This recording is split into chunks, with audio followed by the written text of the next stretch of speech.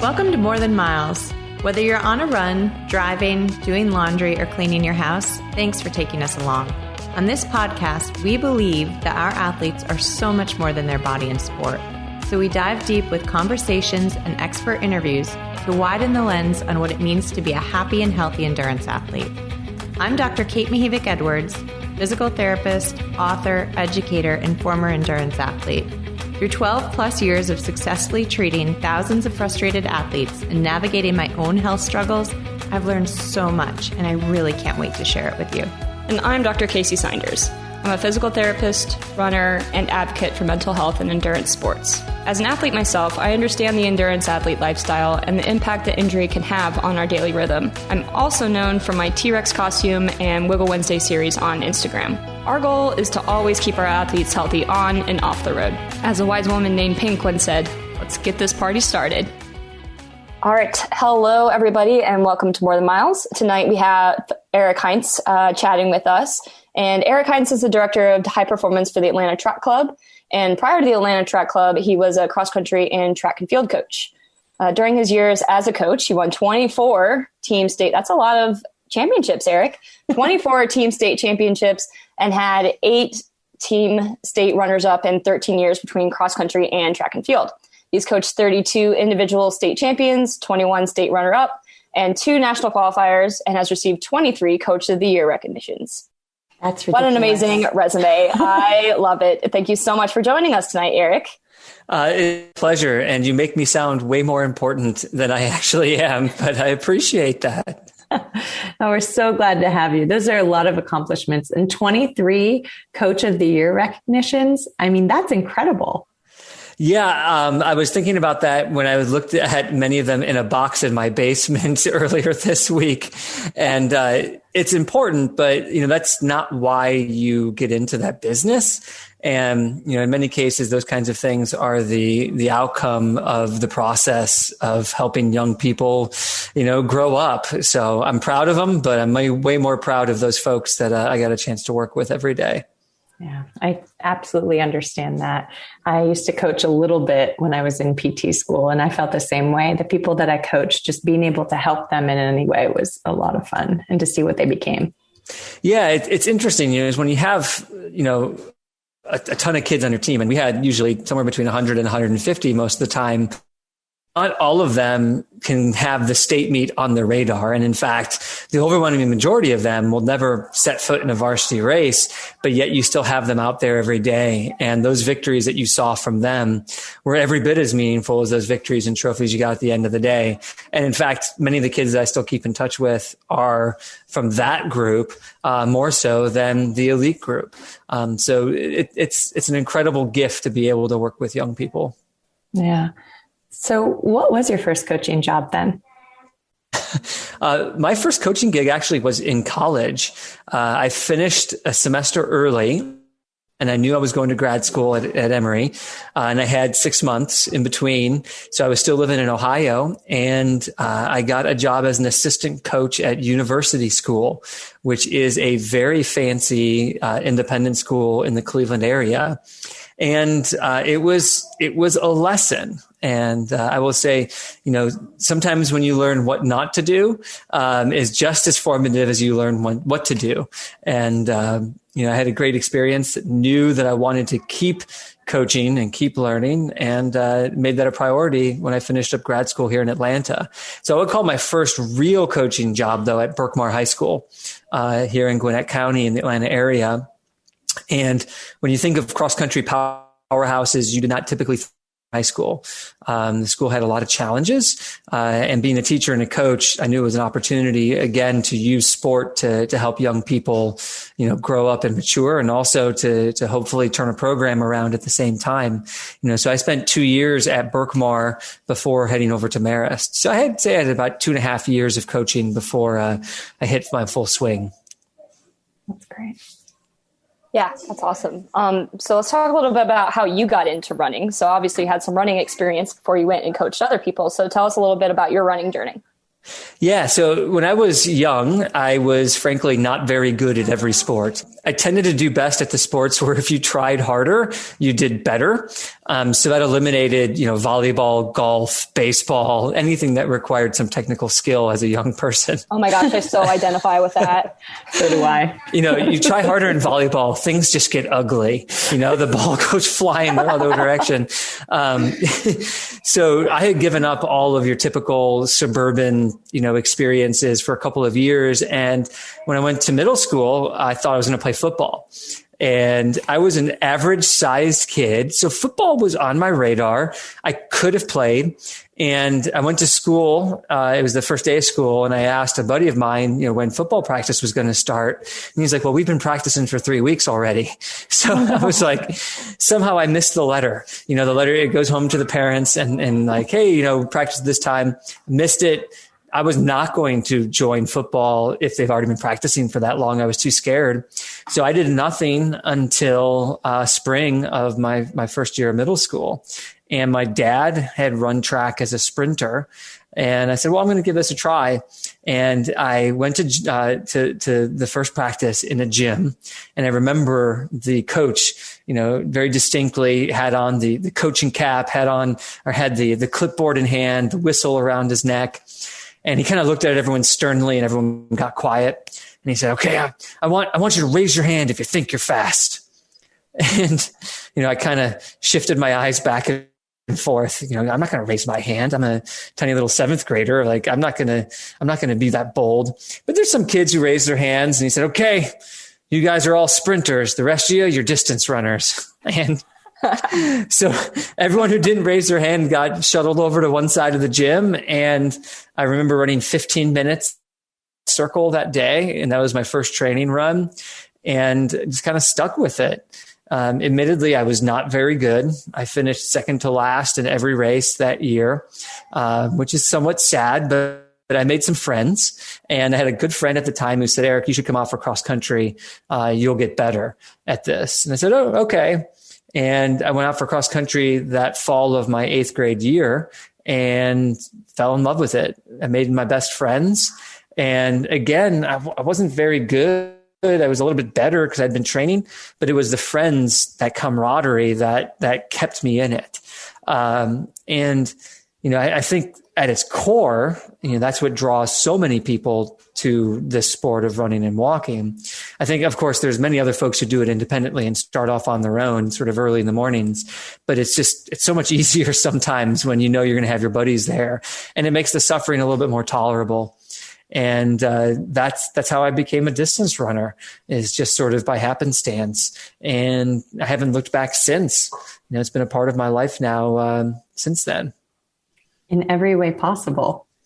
Yeah, really. I mean, if you think about it, I decided to become a teacher and not an engineer because I wanted to coach, because I had some coaches that were really important, formative figures in my life. And it's amazing because I look back on some of those individuals. They knew nothing about running, but they knew people, and they knew what it was going to take to keep a kid out there and to motivate them. And those folks had a huge influence on me, and I wanted to do that. And I sort of directed my college experience and my grad school experience as a result. It's really amazing how, when you look back, an unforeseen path sort of gets placed in front of you, and you end up where you are. But this is a sport that has given me so much, and I'm glad to be able to start giving back to it as well. Yeah, I can relate to that. I became a physical therapist because of running, because of the love of running and running my first marathon. And my first coach was a physical therapist, and she really encouraged me and helped me to really feel like I was me. I figured out who I was at that time. And because of that, I said, I think I'll become a physical therapist. Just so funny to think about now. Yeah, it's remarkable how those things get connected. But I think about so many individuals who pursue careers that, even just tangentially are connected to their running and walking experiences, because of how important it was to them. And I don't know of many other areas of life where that's true. But I see countless folks who major in exercise physiology, or they become teachers solely for that purpose of coming back to support that sport that they love, or to work in these sort of support services that in many ways touch the sport still. Yeah, it really is an incredible sport in so many ways. Yeah, I hope that, as I get a little bit older, we can start to see sort of what you call your coaching tree grow. I know that happens in a lot of other industries and other careers too. But, now that I'm in my 40s, I'm a master now officially. I've started to see folks pop up. And one of the most interesting being that, when I came to the track club, one of my former runners while at Marist became the Marist cross country coach.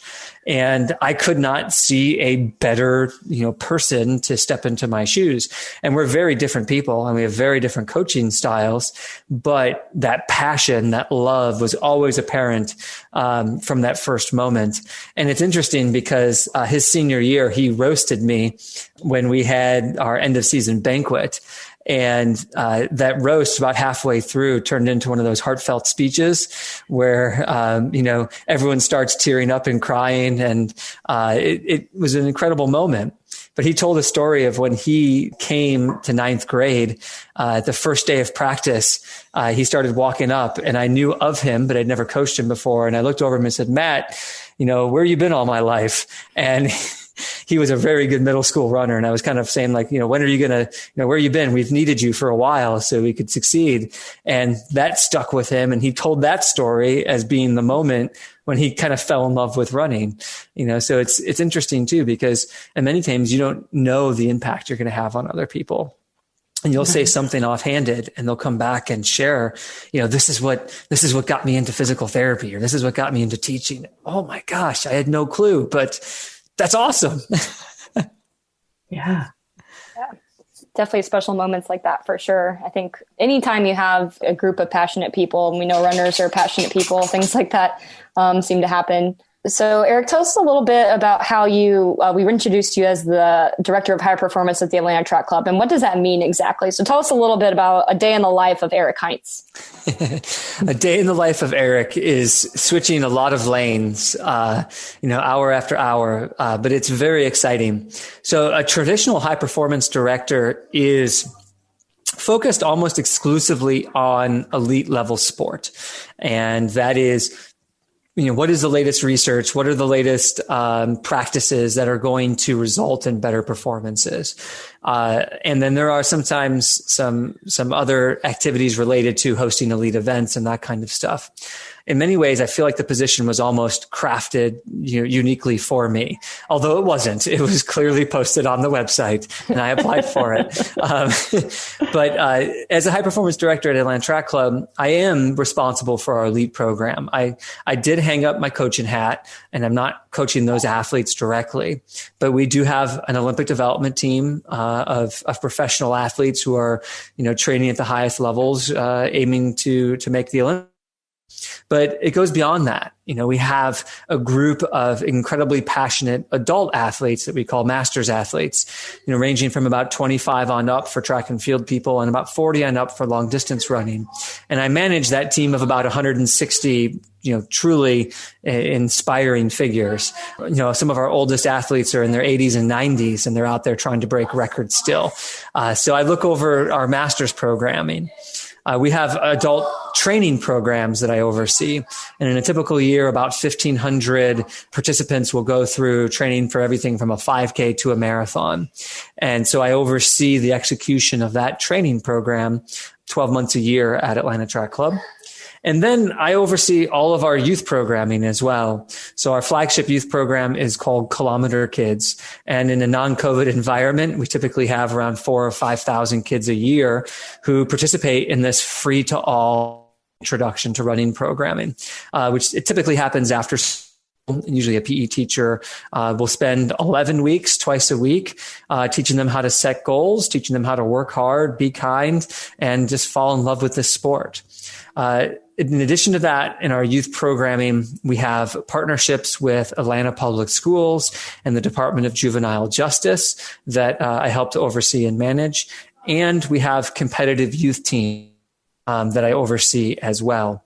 So like I said, I'm no longer doing the actual coaching, but I'm overseeing the coaches and the program managers that we have who operate, 365 days a year, trying to bring running and walking to the entire Atlanta metro area. And, I have that long list of things sort of put out there, and some might accuse us of trying to be everything to everyone. And I say, yes, yes, we are. We want there to be a program in the same way that we have an event for everyone, whether you're a first timer or you're participating at the highest level, whether you are 6 years old or whether you're 96 years old. We believe that there should be a place for you to enjoy the sport. And we're working really hard to try to make that happen. So my average day is, jumping from, a conversation with a master's athlete to counseling an elite athlete or a coach to trying to strengthen a partnership with some of our best volunteers. So it's really exciting, and it certainly keeps me on my toes. I love that you went through all of that, because one of the questions that I really wanted to ask and bring to this conversation was what else the Atlanta Track Club does besides the Peachtree Road Race. Yeah. So, of course, we are known for the Atlanta Journal-Constitution Peachtree Road Race. It is the world's largest 10K, and this year it'll be the world's safest 10K as well. But our events take center stage, and rightfully so. We have the hardest working staff in the country, in my opinion, who puts on world-class events. And anyone who was a part of the Olympic trials in marathon in 2020, I think, can attest to that. So we have a very high standard, and those events can overshadow all of these programs that happen. And, and some of the smaller stuff that happens even beyond those, like a lot of the content creation that goes into our website, The Distance, the various newsletters and informational pieces we put out, and the educational sessions that we host as well. So Atlanta Track Club has a reputation, and we don't want to change that reputation of being, the best events around. We want to be able to add to that. So folks know that there's stuff that they can do and ways they can learn from the track club in between those events, or even better, in preparation for those events. And I know Kacy's been doing a lot of those clinics with you in preparation for the Peachtree or other races, even during the pandemic. And she was giving talks on Zoom and that type of thing, which we found to be very helpful. And I hope that your community did as well. But that's been another interesting way, and kind of a great way that you guys pivoted during the pandemic. Yeah, I think COVID presented a host of challenges for every industry, but I know for those folks who work in the event space, or those folks who work directly with people face to face, it was a particularly challenging time. And we're not out of it yet, but we are certainly improving. And the Track Club was faced with a decision, and that was to adapt, or to kind of fall to the wayside and lose relevance in people's lives. And, a lot of organizations simply hunkered down, pulled inside their turtle shells and just were trying to wait it out. But I think, if the pandemic taught us anything, it's that running and walking was incredibly important in people's lives. And in times of stress, it's even more important, not only for your physical health, but for your mental and emotional health. So the decision had to be made very early on for us to become content creators, in addition to being event hosts and program facilitators. And that meant a whole lot of people who had never created content before had to try to create content. And, we found all kinds of wonderful tools, like everyone else did, to be able to share that information. But we also recognize that, the city of Atlanta is bigger than just us. And it was a chance for us to pull in our partners and friends to help create support structures for folks. And Kacy has done an excellent job bringing education to beginning runners and walkers, and some of our very advanced runners as well. And it was invaluable. And that's content that's going to live on beyond that session for folks in months and years to come. So really, it's a great service I think the Track Club provided, but also our partners have provided. And I know I've learned a lot, and it also gave me the opportunity to continue to teach, which is something I know I'm passionate about, that I don't get the opportunity to do all that much anymore. Yeah. That's right. And then another project that we worked on together was the one with Bridget. So the Miles to Motherhood, that was a lot of fun. And it kind of, I think that was definitely a pandemic baby, if you will. Yeah. Two pandemic babies. Two. And I think it's worth, just sort of explaining, that was going to be a 6-part YouTube series, featuring Atlanta's fastest female marathoner and the struggles and the successes of being an elite athlete, both while pregnant and postpartum. And I know the insights you were able to provide and the care that you were able to provide, Bridget, was invaluable, but it also just gives people some insight into what that's like. Yeah. And I feel, and that's an area that's still wrapped in mystique for some reason. We can talk about almost anything, but certain things like pregnancy still is taboo, and the changes that women endure as a result of that. And as a female athlete, I know many people struggle with the changes to their body and some of the emotions that are tied with that. So, if we were able to connect with our community and let people know it's okay to ask questions, or they're not alone in some of the challenges that you're facing, it was well worth it. So very appreciative of your guys' willingness to partner with us on that. Oh, and she was fantastic. And actually, we're having a few episodes after your episode airs. And she's one of them. And she talks about being, running during pregnancy. So that'll be really fun. Oh, good. I'm going to make sure to tune in. Yeah. I just wanted to comment because I have been really impressed with how the Atlanta Track Club has handled the pandemic. And like you said, I think it's very different from a lot of the other organizations across the country that really hunkered down, maybe went all virtual, like really downsized. And I felt like Atlanta Track Club really tried to find creative ways to still uphold the community and be there for the community when we needed it most, but also trying to find creative ways to put on events that were safe. Like you guys did all kinds of, I think a 400 meter race and a mile and just like all of these different, and like moving all of the events that were usually in Atlanta outside of Atlanta to still have more room to spread out and provide a safe environment. I know I did both the 10 miler and the half marathon and felt extremely safe, really well done events like you always expect from the track club. And yeah, I just can't tell you how impressed I am with it. And I always am in the community, like, pushing the track club and talking about how great you guys are. And then, how we need to support you guys. And especially during these like pandemic times. And because that's, if you want to have races in the future, we need to support the organizations that put them on now. Yeah. In retrospect, I am amazed that we were hosting events last July. In fact, we're talking peak pandemic time, the public summer series. We were at parks, as you said, like 45 minutes outside of the city. We would have, I remember our first race, I think we had 100 participants and we put 5 people on the starting line at a time every 5 minutes, and we spread everyone out. They were like 20 feet away from each other. And they were glorified time trials, but we knew that we needed to determine what would be safe mitigation efforts. How much was enough to make sure people both felt safe and were safe. And over time, we learned from those lessons to get to the point where, we had 1,000 people for the 10 miler and almost 5,000 people for the public's Atlanta half marathon and marathon in late February. And that's amazing to think that we were able to do that with no COVID cases and with people being able to feel safe. And I have to hand it to our executive director, Rich Kanaa, and our director of events, Lisa Tanner, for prioritizing that, because that's a really bold move. But it was as much for bringing the sport back as it was to ensure the long-term viability of this. If you think about it, I mean, how many years do you have to go for something to no longer be a tradition? And if people spend every Thanksgiving running and all of a sudden they might say maybe 2 Thanksgivings without running, the tradition might not be there anymore. So we need to keep that alive and give people those opportunities to have that competitive experience. And I think we did it. And I'm pretty proud of that. Yeah. So what are some of the things you mentioned a little bit about spacing, but, over the last year, you said you started in July and, now here it is almost July again, a year ago. What are some of the ways that those changes and those things have evolved for the pandemic? Like how are the races looking now? Yeah, we are still doing mostly race by appointment. And I think that's something that may be here to stay in many ways.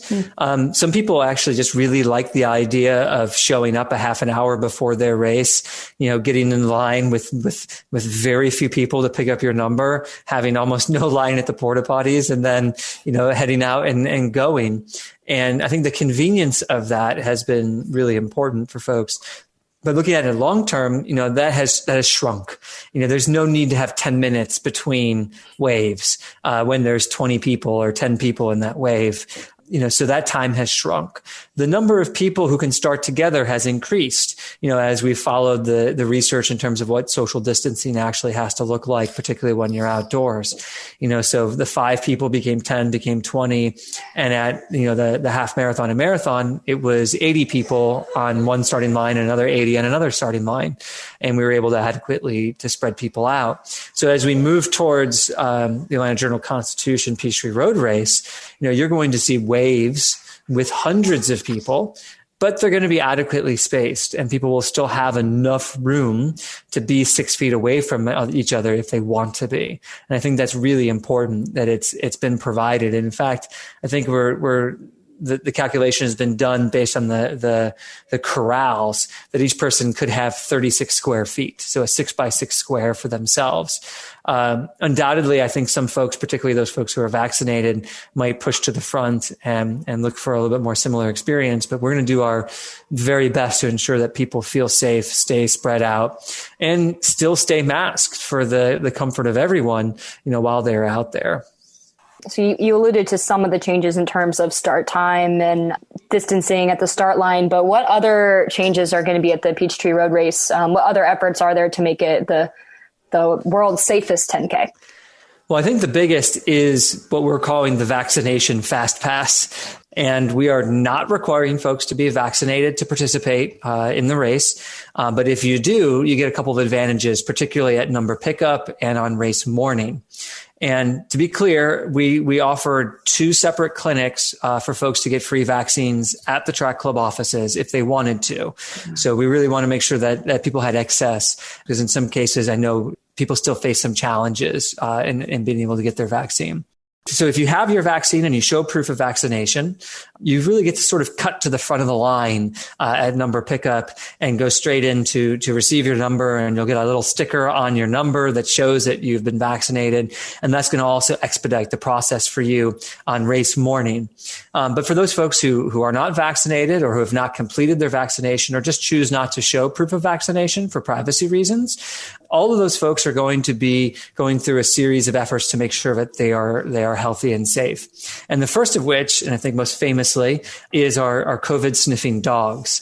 And these highly trained canines can actually smell the coronavirus in the palm of your hand. And their efficacy is as high as the antigen test or rapid tests. And if they sit down, which means that they smelled COVID, you will then be taken over to a line to be rapid tested just to confirm the result.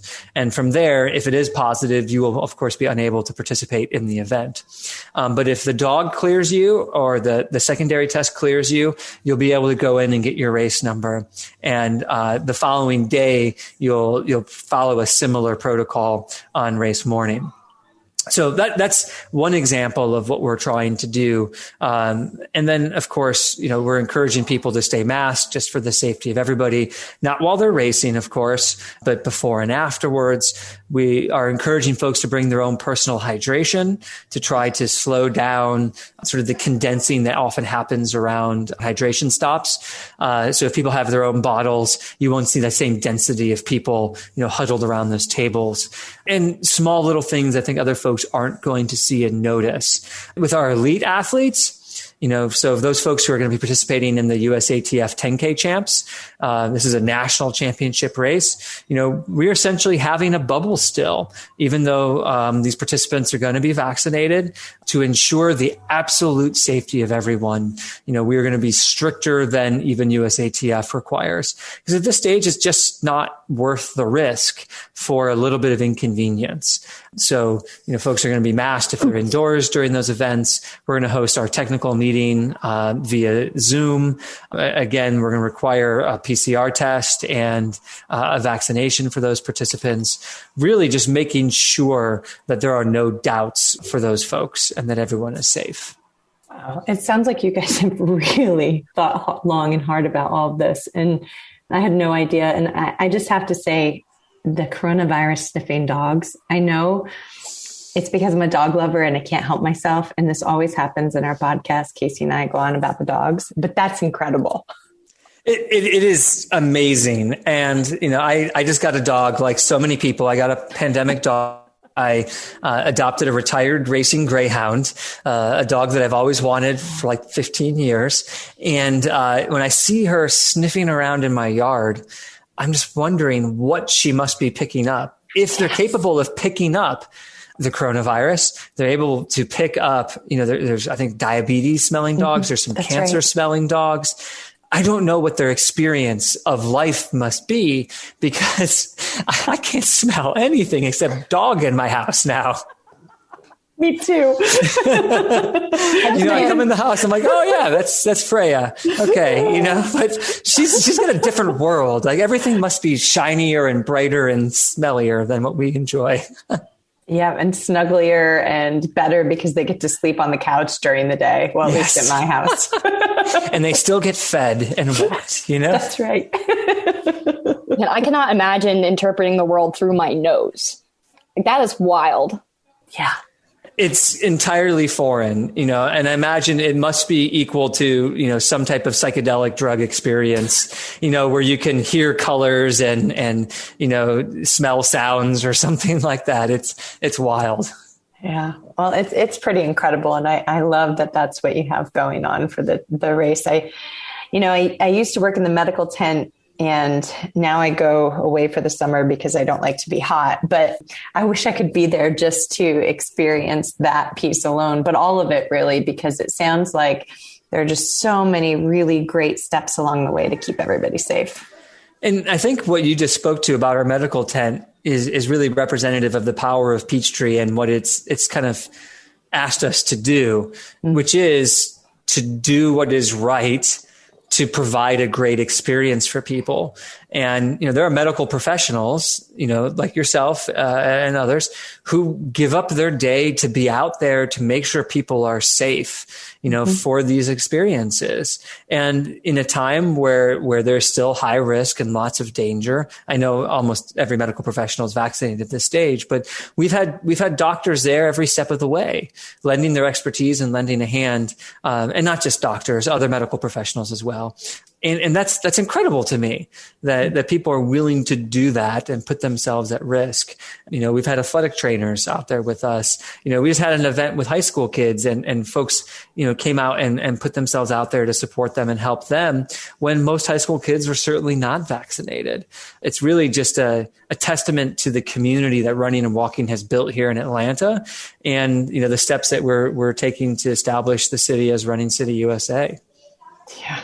I'm racing Peachtree this year and I'm very excited to get out there. It's probably going to be the first real sort of race environment because of all the race by appointment things. So it's actually going to feel like a race. I'm really, really excited for this year's race for sure. Well, I'm excited to see you out there. I don't know what my job is going to be yet. I may be at the finish line. And if that's the case, I'm certainly going to call you out over the microphone that I'm likely to be on. I think I gave you a shout out on a megaphone at the half marathon. And I was too delirious to hear you. And I also ran right by Amy too. She had a mask on, but I didn't realize it was her until I had run by.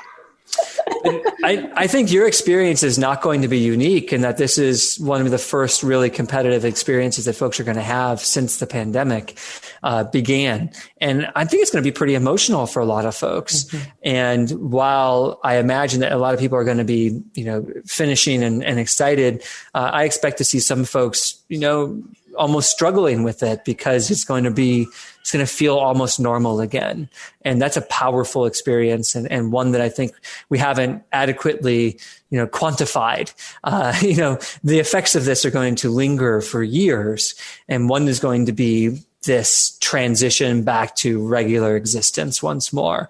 And it's going to feel really uncomfortable for a lot of folks. So Kacy, we'll be there for you at the finish, whether tears of joy or tears of struggle. I'm excited. Maybe a little bit of both. Probably a little bit of both. So I actually did have this experience. So the 10 miler in October was my first race back through all of COVID. I was just so happy to be there and just like so grateful to at least like to hear someone on a megaphone and to see other runners and to have a race number. It was so exciting. It was a little bit of taste of normalcy, even maybe if it wasn't completely normal. That course was god awful, but I still really enjoyed it because I was just grateful to be out there. But I really thought about it. I was like, you know what? If that was a race that happened in normal times, I would have been like, that was terrible. Well, in our defense, it was called the Extreme Hill Edition. So it appeared on the shirt and on all of the signage, I think. But That's fair.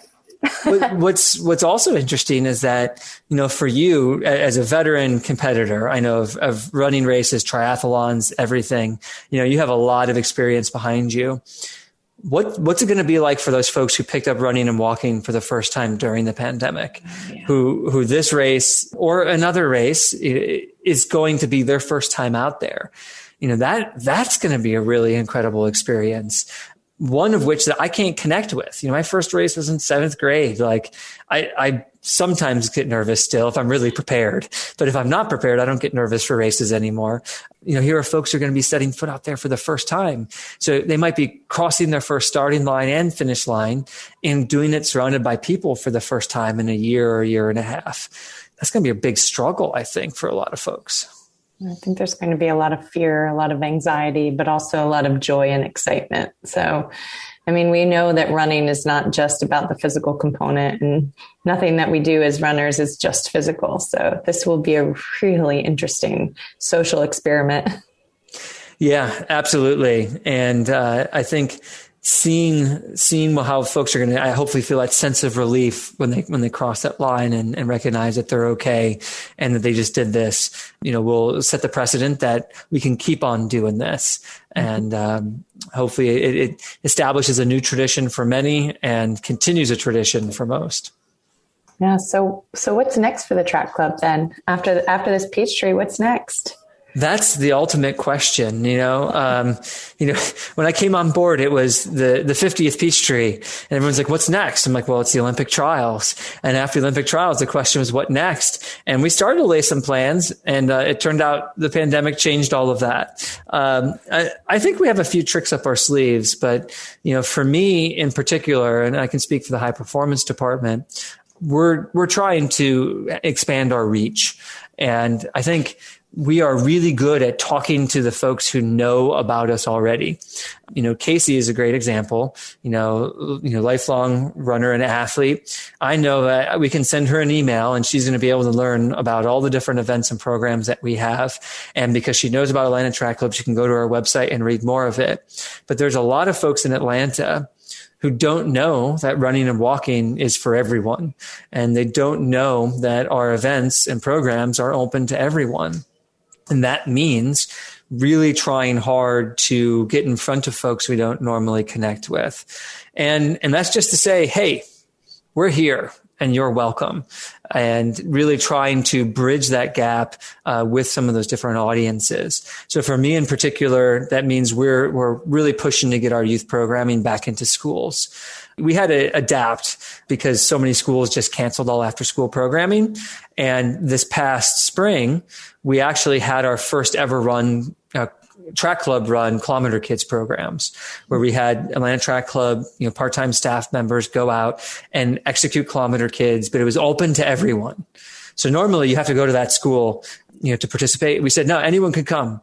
And so many parents were just thankful for the opportunity for their kids to get out. And for some of these kids who'd been entirely virtual, this was their first time interacting with other children outside of their social pod. And it was awkward at first, but the smiles quickly warmed everybody's hearts. Knowing how important physical activity is to young people, we got to get in schools. And that means we're going to be out there knocking on doors, talking to principals, being in front of PE teachers and really trying to connect with them. I know for us as well, we're really going to work hard to strengthen our partnership with Atlanta Public Schools. The student athletes from cross country in particular, they just didn't have what I would call much of a season last year. And we want to make sure that they have an experience worthy of the hard work that they put in. And then on the elite side, we're going to bring in some really good athletes. I believe that Atlanta is a great training destination, even though we can complain about the heat and humidity. It is gorgeous 9 months a year. And the hills. The hills make you better. They do. The humidity does too. It's poor woman's altitude, as we always say. That is correct. And we have some research there to support that. But we are really focused on creating Atlanta's home team and making sure that people feel like they can be fans of the elite side of the sport and begin to connect with them. And it's stories like Bridget's and Miles to Motherhood that show folks that they're human. Most of the time when you hear someone's a 2:30 marathoner, you go, I can't do that. I can't imagine how fast that is. But you realize that these are folks, that go to work every day and they train hard every day the same way that we do. So we're going to work really hard to build those connections so that Atlanta United, Atlanta Hawks, Atlanta Falcons, Atlanta Braves, Atlanta Track Club, those will all be of Atlanta's home teams. I love that. Yeah, I love that so much because I don't think this is necessarily true with a lot of the other big clubs, running clubs across the country. I don't want to name any names because I could be wrong, but I feel like this is something that's really, really unique. And this endeavor to reach all kinds of people and to have something for everyone, I think is really admirable. And I think that's why the track club is such a part of the community, really. As a mission-driven nonprofit, we live by this idea of trying to inspire people to be healthier through running and walking. And that means connecting with people where they're at. We have that duty. And for some, it may be seeing America's best triple jumper that gets them off the couch and moving. For others, it might be, seeing a 96-year-old woman out there finishing a 5K. And for others, it might just be a photo of, Atlanta's young people, finishing their first ever mile. But whatever it is, we want to make sure that people find inspiration in this sport and are able to bring that to, bring them to their shoes and, lace up and get out the door. And I'm confident that, we're making progress, but it's a job that never ends. We just have to keep working and keep trying to get better every single day. And so what can we do as a community, or what can our listeners do to help support you guys, to help support clubs that are trying to, and race organizations that are still maybe hurting a little bit now, but really, putting themselves out there, trying to make this better for all of us and for our entire community? What can people do to help? Yeah, I believe if you feel safe, it's getting out there and joining folks at these events or joining folks at these programs. And that's not just Atlanta Track Club. It's other local running clubs too that are struggling and suffering. There's no reason why you can't be members of both. We really believe in there being a vibrant running and walking scene here. But, membership goes a really long way. For $35, an individual starts off getting just 7 free races with Atlanta Track Club. And, in and of itself, that's incredible when most folks will spend $35 on a single 5K. Plus you get your shirt, plus you get your discount on other events. I think that is a commitment. It's a sign of loyalty. It's saying, hey, Atlanta Track Club, I still believe in you, even though I know things are not back to how they were in 2019. And I think that goes a really long way for us. And it gives us an opportunity to also share everything that we have with them, particularly those things you may not be aware of. So joining and becoming a member is really big. But I think the next step is encouraging other people to get out the door. Those folks may join Atlanta Track Club. They may not. They may do a local race. They may not. But our goal is for healthier Atlanta. And that means it's not always going to be quantifiable in terms of the number of members we have or the number of folks that finish the Peachtree Road Race. It's also going to be just knowing that we have people out there on the streets enjoying this sport and the community camaraderie and competition that comes with it. So we're hopeful that regardless of their relationship with us, that they fall in love with this activity because it's going to infect other people as well. I know that's what happened to me. I know that's what happened to other folks. And we know that's how the sport can continue to grow. Great.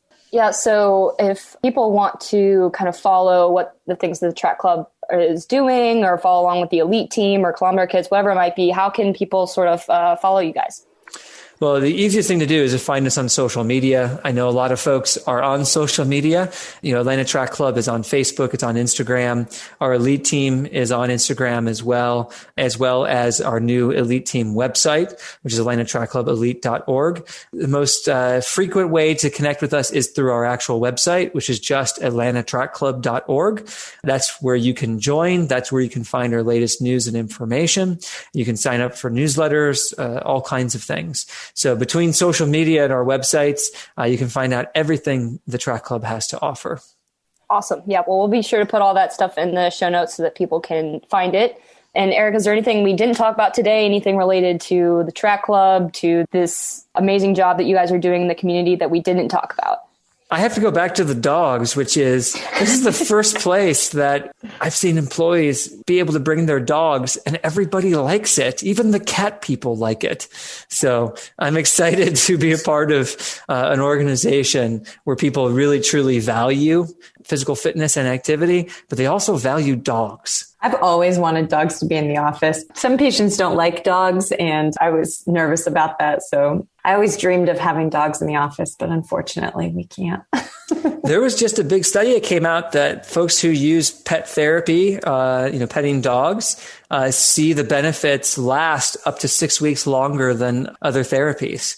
So sure of it. There's maybe no you can question. convince them or get some of those fancy doodles that are, allergen free. When I couldn't leave them home, I would bring the puppies in a little bit. And Kacy brought her dog in, Ollie, one time as well. And while they were in there, the people that agreed and said it was okay to have them in the rooms loved them and wished that they would come back. But then there were a couple people where we'd have to have our office manager kind of walk the dogs out while they came in.